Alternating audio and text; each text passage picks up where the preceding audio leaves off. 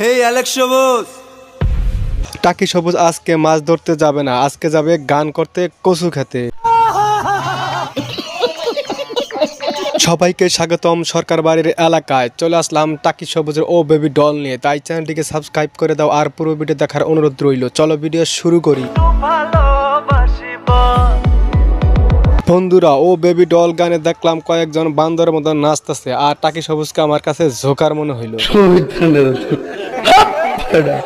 বন্ধুরা, টাকি সবুজকে জোকার বলার কারণ কি জানো? ওর বাপের সে ভঙ্গি বেশি, ওর বাপ ভঙ্গি নায়কের মতো ছিল না, ওর বাপ ভঙ্গি ছিল জোকারের মতো, তাই ওরে জোকার বললাম। সঠিক বলেছেন, আপনার বুদ্ধি ভালো। আমার বেবি ডল একটু ভালো।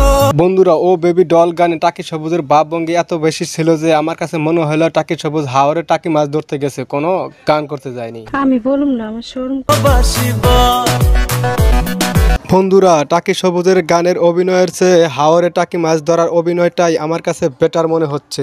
নিঃসন্দেহে তুই ঠিক কথা বলেছিস। সবুজ নিজেই একটা ব্র্যান্ড, সবুজ নিজেই একটা ব্র্যান্ড, সবুজ। ও বেবি ডল গানে টাকি সবুজের দাঁতগুলো সুন্দর লাগতেছিল, কিন্তু দাঁতগুলো হাতির দাঁতের মতো বড় বড় লাগতেছিল। কি বলছিস তুই? ও আমার বেবি ডল। গানের শুরু থেকে শেষ পর্যন্ত টাকি সবুজের হাসি ছিল ভরপুর। হাসিগুলো আমার কাছে পাহাইরা বানরের মতো লাগতেছিল।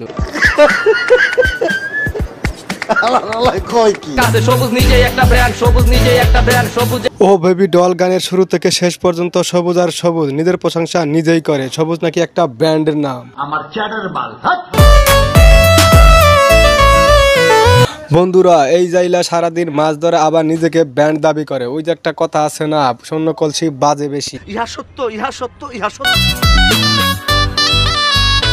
বন্ধুরা, আমার কথা হলো টাকি সবুজ ব্যান্ড হয় কি করে? কয়েকদিন আগেও সেনাবাহিনী ওর পাছায় গরম ডিম দিল, তবু ওর লজ্জা শরম হইল না। লজ্জা করে না তো